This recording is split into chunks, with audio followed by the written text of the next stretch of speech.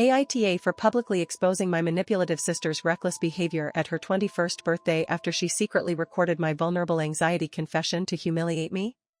Hey Reddit, I'm using a throwaway because this entire situation has shattered my family, and I'm genuinely wrestling with whether I acted like a complete jerk, even though I felt utterly justified at the time. This all happened about 6 months ago, and the dust is only just starting to settle, but the emotional scars are deep. Let me introduce myself. I'm Ellie, 18F. The youngest. My older sister, Scarlett, is 21F.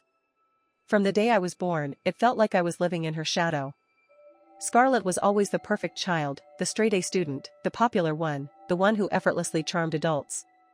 Our parents, bless their hearts, never seemed to notice, or perhaps chose to ignore, how much they favored her. Her achievements were celebrated with grand fanfare, mine with a polite nod.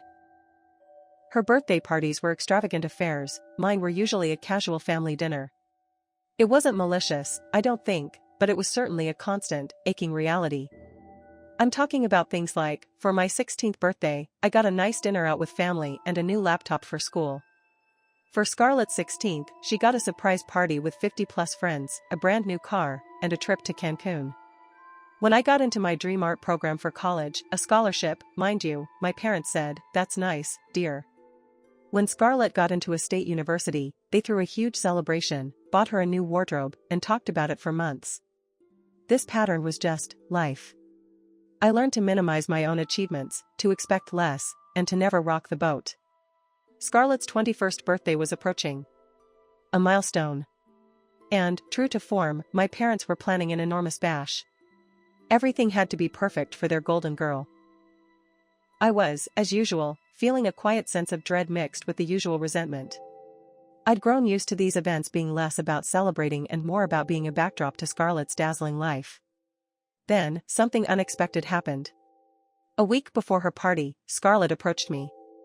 "Ellie," she said, with a tone that was surprisingly earnest, "I know we haven't always been super close, and with my 21st coming up, I was thinking, maybe we could actually have some real sister time? Just us? Get some coffee, talk?" I was stunned. Genuine interest from Scarlett in my life? It was unheard of. My cynical side immediately questioned her motives, but a tiny, hopeful part of me, the part that still yearned for a real connection with my only sibling, wanted to believe her. Maybe, just maybe, this was her finally maturing, reaching out. I agreed. We went to a quiet coffee shop. It felt nice. Scarlett actually asked me questions about school, about my art, about my friends. She seemed genuinely engaged. The conversation flowed easily for once. And then, feeling a warmth from her attention that I hadn't experienced in years, I did something incredibly vulnerable. I started talking about my anxiety.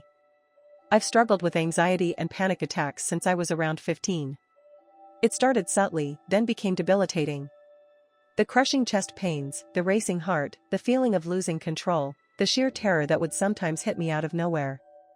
I tried to talk to my parents about it, but they'd usually dismiss it as teenage drama or just stress from school. My dad would tell me to toughen up, my mom would say, "Just don't think about it." I felt incredibly alone in it, isolated, and often ashamed. But with Scarlett, sitting there, seemingly listening intently, nodding, offering soft words of encouragement, "Oh, Ellie, that sounds awful, and I had no idea you were going through that, you're so strong," I let it all out.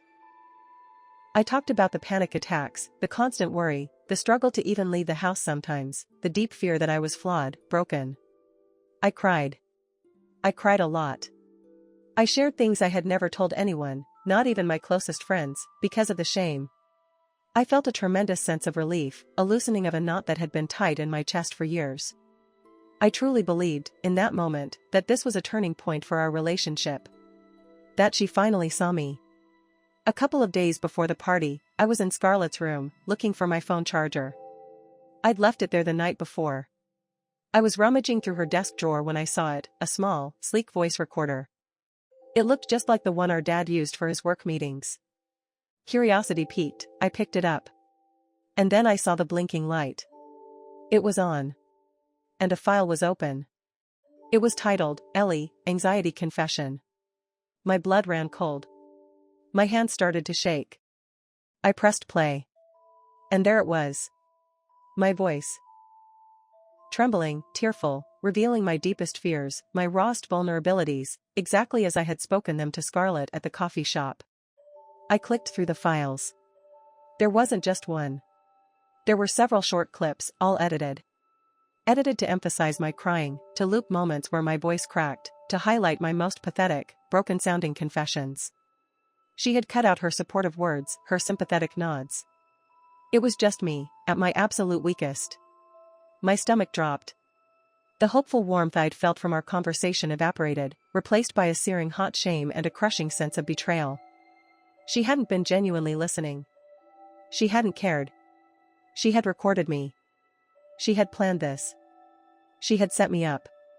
This sister bonding was a trap, designed to elicit my deepest insecurities so she could, what?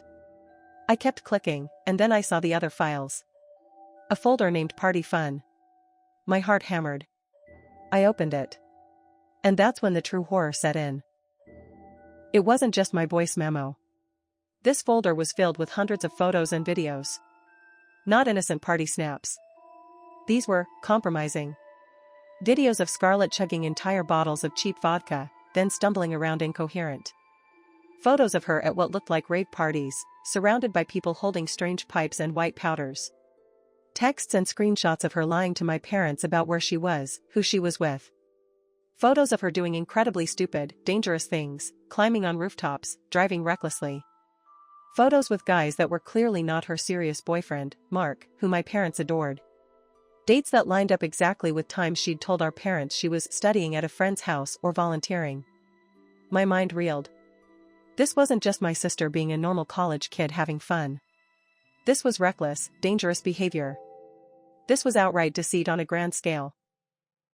My parents, who were so strict with me, who would have grounded me for life for even staying out past curfew, had no idea. They had built Scarlett up on a pedestal, believed every word, while she was doing all this behind their backs. And then it clicked. The voice recordings. She was going to play those at her party. My most vulnerable moments, projected onto a screen, a tribute designed to make me look weak, unstable, perhaps even a little pathetic, so she could once again shine brighter, the strong, supportive sister in contrast. The realization was a punch to the gut. The rage that flooded me was unlike anything I had ever felt. All those years of being dismissed, overlooked, minimized. All those years of her taking the spotlight. All those years of my parents enabling her, believing her lies, criticizing me for being too sensitive or too quiet. This was the ultimate betrayal. I didn't cry. The tears simply wouldn't come. I felt a cold, hard resolve settle in my bones. She wanted to play games? She wanted to humiliate me? Fine. Two could play at that game. And I had a much stronger hand. I copied everything. Every single photo, every video, every text screenshot from her laptop onto my own flash drive. Then, quickly, before she got home, I deleted the original recordings of me from her voice recorder and her Party Fun folder from her laptop. I put the voice recorder back exactly where I found it. Over the next 2 days, I worked non-stop. I compiled the images and videos into a tight, damning slideshow. I added captions, dates, and even overlaid some of the incriminating texts. It was a masterpiece of exposé, condensing months of reckless behavior into a powerful, undeniable narrative. My hands shook as I worked, but the anger fueled me. I was going to use her own tools against her. Scarlett's 21st birthday party was exactly what you'd expect, lavish. Our parents had rented a huge banquet hall, invited hundreds of people, all their friends, all of Scarlett's friends, extended family. A DJ, a fancy cake, an open bar. The whole 9 yards. As part of the festivities, Scarlett had planned a multimedia tribute to her life, which I now knew was going to include my humiliation. During the dinner, just before the cake cutting, my dad got up to make a speech. He cleared his throat. And now, he announced, beaming at Scarlett, our wonderful Scarlett has prepared a special video presentation for everyone, looking back at her amazing 21 years. This was my moment. I had snuck my laptop and a projector remote to the DJ booth earlier, bribing the DJ's assistant with $20 and a frantic story about a surprise tribute video I wanted to play. The DJ pressed play on what he thought was Scarlett's video. Instead, my slideshow filled the massive screen behind the stage. The first image flashed up. Scarlett, barely 18, chugging from a bottle of something clear, eyes wild. Caption, just studying at Sarah's house, Mom and Dad. October 2021. A ripple of nervous murmurs went through the crowd. My parents, sitting at the head table, looked confused. Scarlett, who had been beaming, froze, her smile dropping. The next image, Scarlett passed out on a dirty couch at what looked like a frat house, surrounded by empty beer cans. Caption, totally sober tonight, Mom and Dad. December 2021. The murmurs grew louder. People started whispering. My parents' eyes widened in horror. Then the videos started playing. Short, damning clips. Scarlett sniffing something off a table, then laughing maniacally. Scarlett getting into a car with a stranger at 3 a.m. Scarlett telling a friend on camera, "My parents are so clueless, they'd never believe I did this." The room was filled with gasps. The happy party atmosphere evaporated, replaced by a shocked, horrified silence. My parents had turned ghostly pale, their faces a mixture of disbelief and dawning realization. Scarlett was on her feet, screaming. "Ellie! What are you doing? Stop it. Turn it off." But I didn't. I watched as the images continued to flash, revealing years of her secret life. Photos of her blatant deceit, her reckless parties, her drug use. Her friends looked stunned, some of them whispering furiously among themselves. Her boyfriend, Mark, looked utterly heartbroken and confused, staring at the screen as if he'd never seen Scarlett before. Finally, my dad, red-faced with fury and embarrassment, leaped up and rushed to the DJ booth, yanking the cable from my laptop. The screen went blank. The silence that followed was deafening. Every eye in the room was on me, then on Scarlett, then on my parents. "Ellie," my dad roared, his face contorted in a way I had never seen before. "What have you done?" Scarlett was sobbing hysterically now, pointing at me. "She's evil. She's always hated me. She's ruining my life." "I'm ruining your life?" I shouted back, my voice shaking but loud enough for everyone to hear. "You were going to humiliate me by playing my most vulnerable moments at your party. You secretly recorded me talking about my anxiety, edited it to make me look weak, and planned to air it for everyone to laugh at. You think I'm evil?" The crowd erupted in confused whispers and gasps. My parents looked even more horrified, turning their gaze from me to Scarlett, then back again. Scarlett just continued to sob, denying everything, screaming that I was lying. The party quickly devolved into utter chaos. People started leaving, whispering, their faces a mixture of shock and morbid curiosity. My parents were trying to comfort a wailing Scarlett while simultaneously glaring at me. The beautiful, expensive birthday party for their golden child had become a public, humiliating disaster. I thought, foolishly, that my parents would finally see her. That they would understand my retaliation was born out of profound betrayal. I thought they would finally acknowledge her manipulative nature, her reckless behavior, and her blatant disregard for me. I was wrong. The next day, I was summoned to a family meeting. My parents sat me down, their faces grim. They didn't even mention Scarlett's behavior in the videos. Not once. Their entire focus was on my actions. "Ellie," my dad said, his voice cold, "what you did was unforgivable.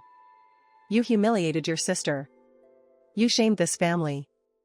You ruined Scarlett's 21st birthday, a day she will never get back.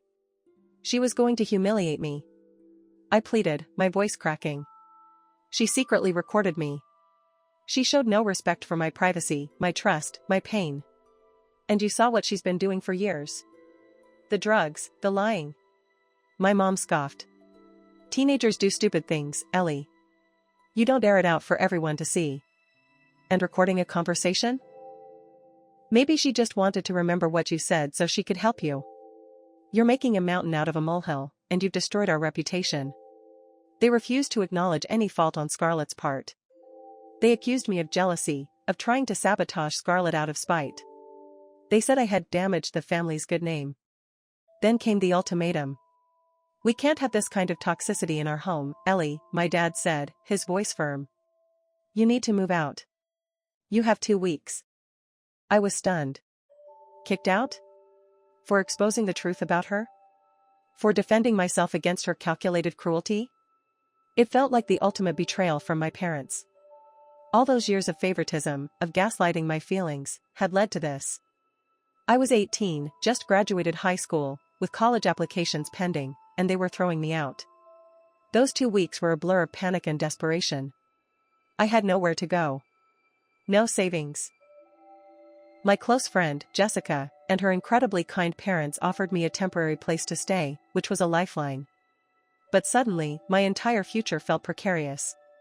College applications needed to be finalized, financial aid forms completed, and important mail, acceptance letters, scholarship offers, started coming to my parents' house. My parents, true to form, withheld it. They would only forget to give it to me, or claim they hadn't seen it. I couldn't risk missing deadlines. I tried calling, texting, begging. Nothing worked. They made it clear this was a punishment. In a desperate attempt to get my mail, I realized I needed to force their hand. They were very active in our local church, prominent members, pillars of the community. I knew they would care deeply about appearances. One Sunday, I went to their church. I waited until after the service, when everyone was mingling outside. I walked straight up to them, my heart pounding, but my resolve hardened by necessity. "Mom, Dad," I said, my voice clear enough for those nearby to hear. "I need my college mail. Have you gotten anything from Dream College name or scholarship program name?" My mom stiffened, her face immediately turning cold. "Ellie, this isn't the place." "No," I said, louder now, drawing curious glances from other church members. "Maybe not. But you haven't responded to my calls or texts, and you're withholding my mail. These are important documents for my future. I can't apply for financial aid or accept scholarships if I don't get my mail." My dad's face went crimson. He looked around nervously at their friends and fellow congregants. "Ellie, we'll discuss this later, at home." "There is no home for me now, Dad," I said, my voice thick with emotion, but I kept my composure. "You kicked me out. So, are you going to give me my mail, or am I going to have to report you for mail tampering?" The word mail tampering seemed to snap them. The implication, the public shame of it, was too much. My mom, forced to put on a brave face for the church, finally relented, albeit grudgingly. They agreed to let me pick up my mail from the house that evening, but only if I promised to be civil. That evening was the final showdown. I went to the house, accompanied by Jessica's dad, as a neutral third-party witness. My parents and Scarlett were waiting, faces stony. I quickly gathered my important documents, my essential clothes, and a few sentimental items. My parents tried to lecture me again, telling me I was making a huge mistake, throwing my life away, ruining the family. Scarlett just sat there, smirking, occasionally making snide comments. As I was about to leave, my mom pointed to a box of my childhood keepsakes. "Aren't you going to take these, Ellie? Your baby photos? Your first drawing?" I looked at the box, then at them. All the memories, tied to a home that had never truly felt like mine, to a family that had consistently chosen to sacrifice my well-being for Scarlett's carefully constructed image. "No," I said, taking a deep breath. "You can keep them. I don't need things to remember who I am. And I don't need to hold on to a past that hurt me more than it helped me." I walked out that door, leaving behind almost everything material, but gaining a profound sense of liberation. Jessica and her family became my true support system. I managed to get all my college applications in, secured financial aid, and got accepted into my dream program. Now, 6 months on, I'm about to start college. I'm living in a small apartment near campus, working part-time, and feeling a fierce sense of independence. My biological family is essentially estranged. Scarlett has completely cut me off, and my parents only send very rare, terse texts that mostly imply I need to apologize and come home. But I haven't. I know what I did at the party was extreme. It caused immense public humiliation.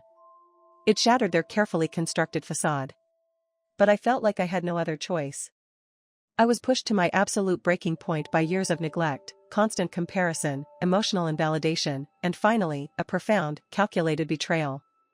My parents refused to see the truth until it was shoved in their faces.